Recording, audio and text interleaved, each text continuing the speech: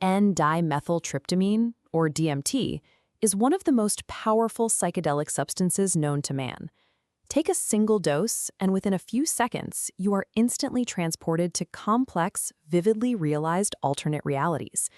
This graph maps standard drug efficacy.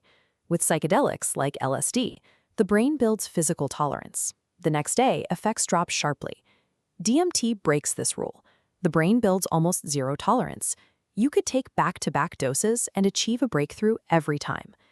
Strictly following the laws of chemistry and biology, DMT has no built-in off switch. Yet frequent users routinely collide with a massive, impenetrable wall where the drug simply stops working. In the community, this is known as a lockout.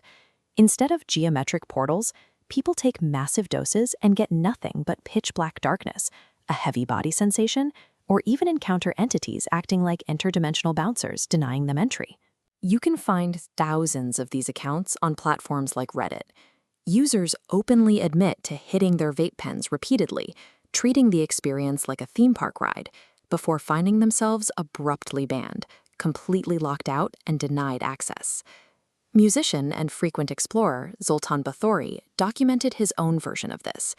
After repeated, casual use, he spent months entirely unable to access the realm. Bathory pointed out something curious about these accounts. When hundreds of completely disconnected people experience and verify the exact same impossible phenomenon with the exact same rules, it bends our definition of an agreed-upon reality. If a chemical produces zero biological tolerance, how does it consistently trigger a strict, universally shared psychological barrier? The Western biomedical model views medicine as a localized mechanical event, like a single molecule locking into a brain receptor. Applying this strictly to psychedelics strips away the essential human context, reducing a profoundly complex experience to a purely chemical interaction. The philosopher Michel Foucault argued that institutions of power decide what society recognizes as truth, a concept he called power and knowledge. Through that lens, Western medical and societal institutions decided that the strict biological reaction is the absolute truth of a drug. The psychological and spiritual components were deemed irrelevant. This clinical truth was heavily enforced by historical politics. By the 1960s, psychedelics became tightly associated with the anti-war counterculture, openly threatening the political establishment. The Nixon administration responded by heavily criminalizing these substances. By placing them on Schedule I, the government effectively halted holistic, legal research into how these drugs actually interact with the human mind.